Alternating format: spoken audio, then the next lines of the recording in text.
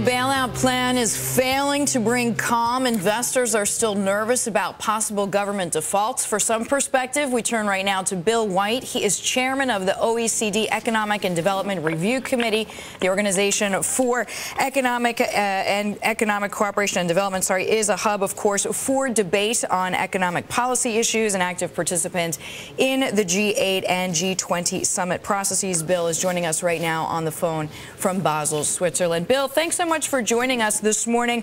The cost of insuring debt of Italy, Spain, Portugal, Ireland surging to records. Of course, we are seeing right now credit default swaps reflecting this fear factor. How likely is it that another Euro country faces a vicious cycle, bond market pushing costs higher until the country can no longer borrow out in the open?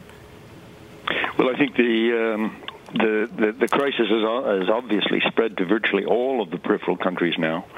I guess the real worry that we face is what will happen in Spain, and I observe that their spreads have been going up too, which is not really very satisfying in the circumstances.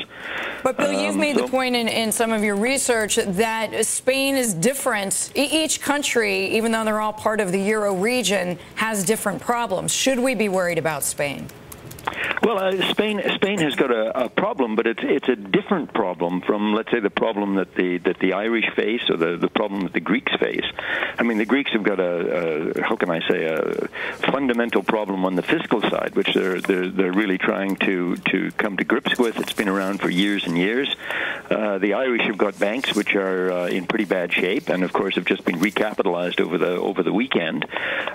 Spain is the same and different in the sense that Spain went into this crisis actually with very good sovereign debt rating. Their debt levels were very, very low.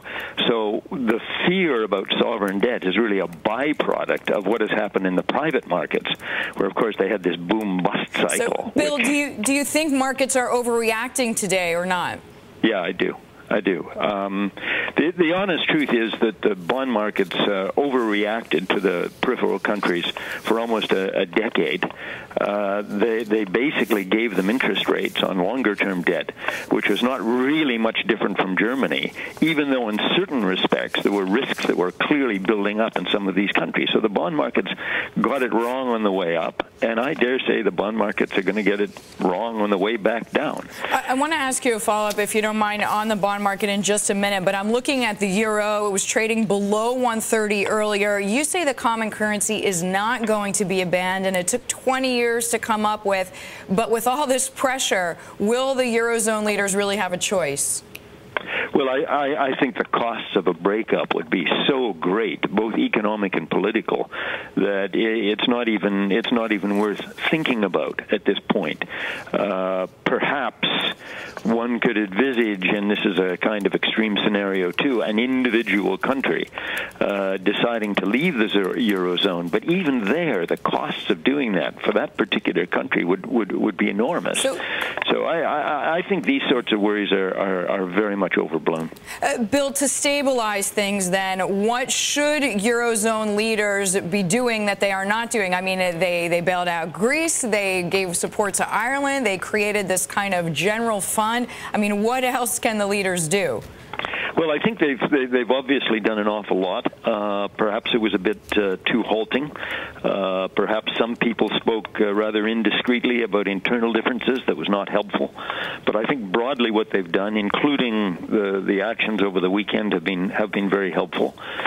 Underlying the concern is that some of these countries' growth prospects are not very good.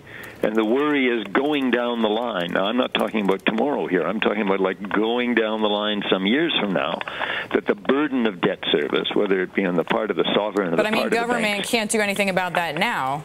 No, they can't do anything about it now, but if the problem is only going to materialize sometime in the future in terms of slower growth and a difficulty in debt service, the governments can take steps now to ensure that their countries grow faster than otherwise. And Spain is a classic case, because if you look at Spain's labor markets in particular, you know, they are deeply in need of reform, and the Spanish authorities have known that for years, and maybe they're going to do it.